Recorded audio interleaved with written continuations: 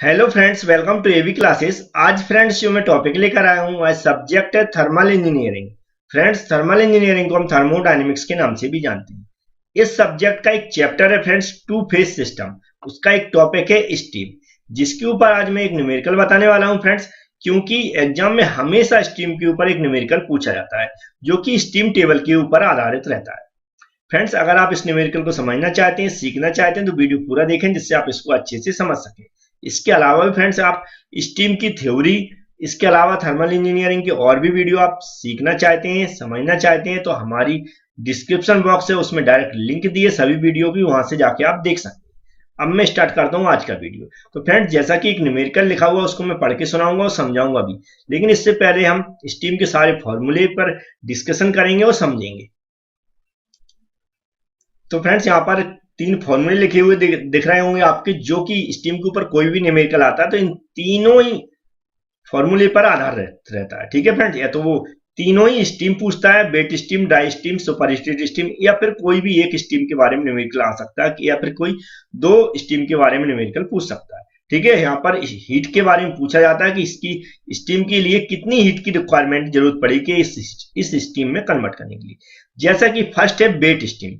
Friends, wet steam क्या होती है कि जब वाटर को गर्म किया जाता है तो वह स्टीम में कन्वर्ट रहता है, लेकिन उस स्टीम में अगर वाटर के पार्टिकल्स कुछ मौजूद रह गए तो उसको हम बोलते हैं वेट स्टीम। ठीक है फ्रेंड, वेट स्टीम की हम क्या निकालते हैं, हीट निकालते हैं, तो या फिर उसकी एंथैल्पी निकालते हैं। एच का सिंबल रहता है, हीट का सिंबल रहता है, या एंथैल्पी का। डब्ल्यू यहाँ पर वेट स्टीम की हीट निकाल रहा है, इसलिए डब्ल्यू लगा दिया। इक्वल टू होता है एच एफ। जो सेंसिबल हीट रहती है उसका सिंबल रहता है friends H f plus x. X क्या होता है, ड्राइनेस फ्रैक्शन। मतलब ड्राइनेस फ्रैक्शन रहता है कि स्टीम की क्वांटिटी कितनी है, उसमें वाटर की क्वांटिटी कितनी रहती है।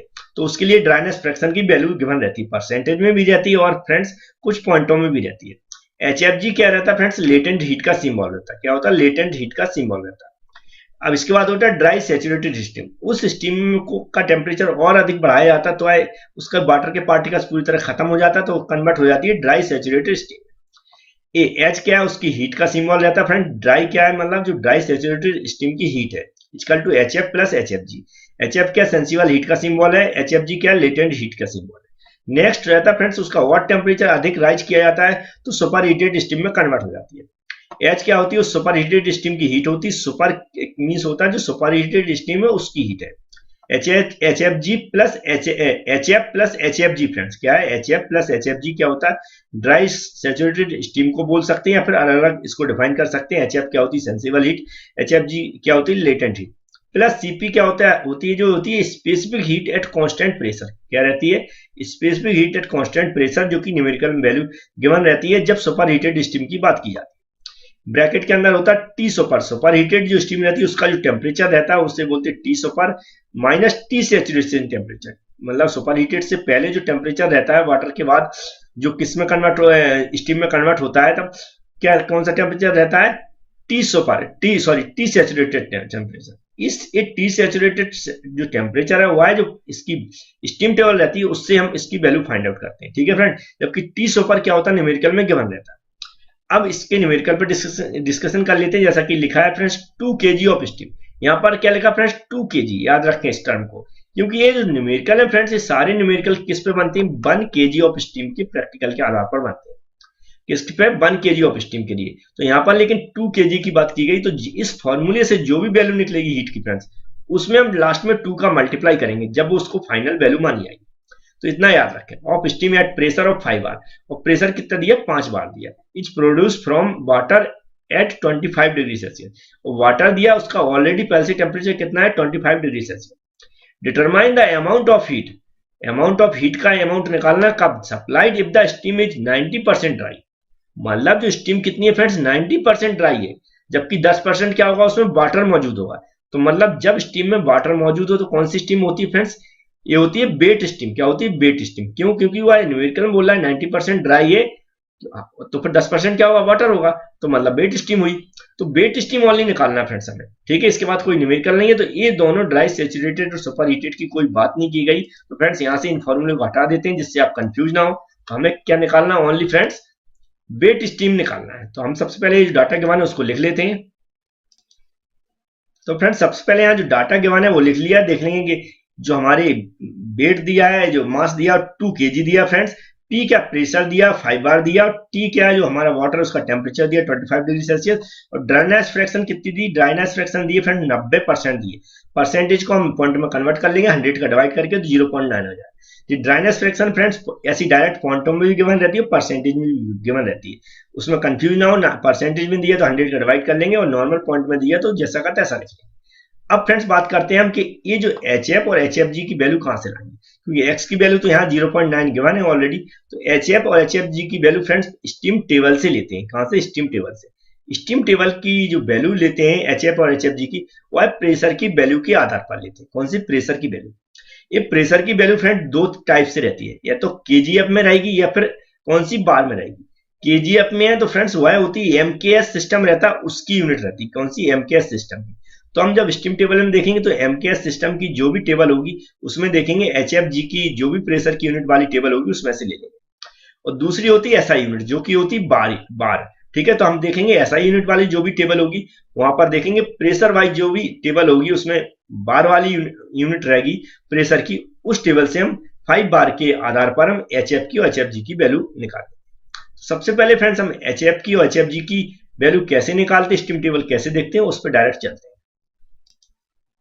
तो फ्रेंड्स स्टीम टेबल एग्जाम में अलाउ रहती है, ऊपर पेपर पर लिखा रहता है कि अगर स्टीम का न्यूमेरिकल आया हुआ तो उसमें अलाउ रहती है, क्योंकि हमें स्टीम टेबल से कुछ हीट की वैल्यू रिक्वायरमेंट की जरूरत पड़ती है। तो वो देखते कैसे, सबसे पहले किसी भी राइटर की स्टीम हो उससे हमें कोई मतलब नहीं, हमें देखना कंटेंट्स और इंडेक्स। ठीक है, उस पर जाएंगे तो यहाँ पर अलग अलग तरह से यूनिट जैसे लिखा है, ये क्या है, SI यूनिट के आधार पर टेबल दी है। किसके, SI यूनिट के आधार पर। MKS के आधार पर दी रहती है अगर एक स्टैंडर्ड अच्छी स्टीम टेबल है तो। ठीक है, तो यहाँ देखेंगे SI के आधार पर देखेंगे टेम्परेचर की वैल्यू और प्रेशर की वैल्यू।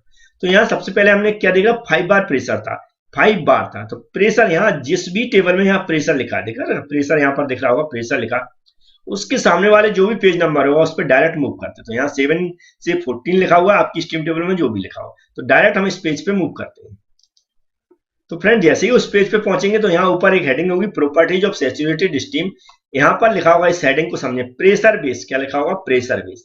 और दूसरा पहचानने का तरीका है कि फर्स्ट जो टेबल होगी, जो कॉलम होगा वह क्या कैसा होगा, प्रेशर लिखा होगा वहां पर फ्रेंड्स, और जिस यूनिट की हम वैल्यू देख रहे हैं उसका यूनिट भी लिखा है। जैसे यहाँ पर बार की देख रहे हैं तो बार लिखा हुआ है, और KGF की देखेंगे तो KGF लिखा हुआ है। तो यहाँ क्या लिखा फ्रेंड्स, बार लिखा हुआ है। बार में हमें क्या देखना, 5 बार पर देखना। कौन सी वैल्यू देखना फ्रेंड्स, हमें देखना HF की। ये HF दिख रहा है फ्रेंड्स, HF की देखना, जो कि सेंसिबल हीट का सिंबल रहता है, जबकि HFG क्या होता है, लेटेंट हीट का सिंबल देखना। तो HF की और HFG की वैल्यू देखना है फ्रेंड्स। इसके अलावा अगर सुपर हीटेड स्टीम का फॉर्मूला यूज करते हैं जहां पर निकालना होता है, वहां T सैचुरेशन इसकी वैल्यू भी नोट करते हैं, लेकिन यहाँ इसकी जरूरत नहीं है, लेकिन मैंने बता दी वहां अगर नोट कर आपको करना है तो सुपर हीटेड जब स्टीम का फॉर्मूला यूज करते हैं तो वहां पर इसकी वैल्यू भी निकालते हैं। ठीक है, तो हम यहाँ पर इसको काउंट कर लेते हैं कौन से टेबल नंबर पर, 1 2 3 4 5। 5वें नंबर पर फ्रेंड्स HF की वैल्यू है, जबकि 6वें नंबर पर HFG की वैल्यू। क्योंकि आगे हमें ऊपर देखने की जरूरत नहीं पड़ेगी, डायरेक्ट काउंट कर लेंगे। कैसे, हम डायरेक्ट कहां चलेंगे, 5 बार पर चलेंगे। नीचे खिसकाते आएंगे, कहां पर, यहाँ पर देखते जाएंगे फ्रेंड्स, और नीचे इस तरह चलते जाएंगे, जहां पर 5 बार होगा वहां रुक जाएंगे। ठीक है फ्रेंड्स, तो यहाँ पर दिख रहा है हमें ये 5 बार लिखा हुआ दिख गया। कितना, 5 बार। ये 5 बार लिखा है, उसके सामने जाएंगे कौन सी नंबर, 5वें नंबर पे, 1 2 3 4 5। ये 5वें नंबर पे कौन सी, HF की वैल्यू है फ्रेंड्स। 6वें नंबर पे क्या है, HFG की वैल्यू। तो 640.2 HF इक्वल टू, इसको नोट कर लेंगे हम अपने जो भी हम कॉपी में हम न्यूमेरिकल सॉल्व कर रहे हैं वहां पर, और HFG इक्वल टू 210.08.5 को नोट कर लेंगे। इसको कैसे नोट करते हैं मैं बता देता हूं। तो फ्रेंड ऐसा लिखना है हमें, from steam table at 5 bar pressure. क्या लिखना, from steam table at 5 bar pressure. HF equal to जो मैंने बताया 640.1 किलोजूल पर केजी नोट कर लिया, और HFG इक्वल टू भी वैल्यू नोट कर ली। अब हमें क्या चाहिए फ्रेंड्स, ये जो हीट है कौन सी, जब स्टीम वेट स्टीम में कन्वर्ट होने के बाद कौन सी, सेंसिबल हीट है, और ये हमारी लेटेंट हीट है। लेकिन हमने जब हीट में कन्वर्ट किया किसी वाटर को, उस टाइम हमारी वाटर की हीट भी तो कुछ होगी, तो उस हीट को भी हमें निकालना पड़ेगा। कहां से, स्टीम टेबल से ही निकालते हैं, लेकिन वह टेम्परेचर बेस पे निकालते हैं कि हमारी जो वाटर का टेम्परेचर कितना फ्रेंड्स, 25 डिग्री सेल्सियस। कितना है, 25 डिग्री सेल्सियस। इस वाटर के टेम्परेचर की कुछ ना कुछ हीट होगी। इसके बाद हमने कन्वर्ट किया, जो हमने ये हीटर निकाली जो स्टीम में कन्वर्ट होने के बाद निकली, जबकि हमारे वाटर का ऑलरेडी कुछ ना कुछ हीट थी, तो वो वाई कितनी हीट थी वाई भी हम स्टीम टेबल से कैसे निकालते हैं बताता हूं। तो फ्रेंड्स यहाँ पर टेम्परेचर के आधार पर देख रहा है कि टेम्परेचर की वैल्यू के आधार पर मैं HF की वैल्यू देख रहा है। तो टेम्परेचर यहाँ लिखा दिख रहा है, टेम्परेचर दिख जाएगा लिखा हुआ, ठीक है फ्रेंड। जैसे लिखा दिखा उसके सामने वाले पेज पे हम मूव करेंगे डायरेक्ट, तो यहाँ पर लिखा होगा friend properties of saturated steam. यहाँ देखें आप लिखा होगा टेम्परेचर बेस, क्या लिखा होगा टेम्परेचर बेस। दूसरा समझने का तरीका, जो पहला कॉलम होगा फ्रेंड्स वहां टेम्परेचर लिखा होगा, यूनिट भी लिखे हुए थे, डिग्री सेल्सियस लिखा है और टेम्परेचर लिखा। तो ये दो टाइप से इसको पहचाना जाता है, ठीक है फ्रेंड्स। अब यहाँ पर इस कॉलम में हम क्या देखेंगे, डायरेक्ट कितने 25 डिग्री सेल्सियस तक पहुंचना है। हमें वैल्यू कौन सी चाहिए, HF की वैल्यू चाहिए। HF की वैल्यू चाहिए तो यहाँ से देख लेंगे 1 2 3 4 5, पांचवें नंबर की कॉलम पर देखना है। यहाँ से कैसे मिलाएंगे हम बता देते हैं, ठीक है। डायरेक्ट इसमें मूव करते हैं, डायरेक्ट 25 डिग्री सेल्सियस पर पहुंचते हैं। तो डायरेक्ट हम देख रहे हैं कहां आ गए, 25 डिग्री सेल्सियस पे आ गए फ्रेंड्स। यहाँ देख रहे हैं डायरेक्ट 25 डिग्री सेल्सियस दिख गया। वहां से हम सीधा उसके सामने वाली लाइन पे जाएंगे, जैसा मेरा एरो जा रहा है दिख रहा होगा आपको, सीधे जा रहा है। ये यहाँ 5वें नंबर पे पहुंच गए, 5वें नंबर की कॉलम पे पहुंच गए। वहां लिखा है HF की वैल्यू, जी कौन सी HF की वैल्यू है 104.89, 104.89 फ्रेंड्स, ठीक है। एक क्या है HF इक्वल टू, ऊपर देख लेते हैं एक बार और बता देता हूं मैं फ्रेंड्स। यहाँ पर देख रहे हैं ये लिखा हुआ है HF, उसकी यूनिट भी यहाँ से देख सकते हैं, किलो जूल पर केजी। क्या है, किलो जूल पर केजी। तो HF की वैल्यू हम डायरेक्ट नोट कैसे करते हैं ये भी बता देता हूं। तो फ्रेंड्स यहाँ पर देख रहे हैं लिखा है at 25 degree Celsius water temperature, कितनी निकाली उसकी heat 104.89 kilojoule per KG. ये कहां से निकाली फ्रेंड्स, स्टीम टेबल से, ठीक है। स्टीम टेबल से इसको भी निकाल लिया, ये वैल्यू भी निकाली। अब हमें डायरेक्ट इस फॉर्मूले को यूज करके हमें वैल्यू सारी रख के डायरेक्ट बेड स्टीम निकाल लेंगे। तो फ्रेंड्स यहाँ पर डायरेक्ट देखेंगे हमें किसके लिए, ये भी याद रखें किसके लिए निकाला है, enthalpy of 1 kg of water के लिए। किसके लिए निकाला है, 1 kg ऑफ वाटर के लिए। तो जो वेट स्टीम का डायरेक्ट फॉर्मूला रख लिया, SW equal to HF plus X into HF, ठीक है फ्रेंड। इसमें डायरेक्ट HF की वैल्यू जो कि यहाँ से उठा के रख दी, प्लस X की वैल्यू जो कि हमने ऊपर ड्राइनेस फ्रैक्शन की वैल्यू उसको रख दी, इंटू ये जो HFG की वैल्यू रख दी। ये वैल्यू रखने के बाद इसको मैंने कैलकुलेटर से कैलकुलेट किया तो 2536.76 SW की वैल्यू आ गई।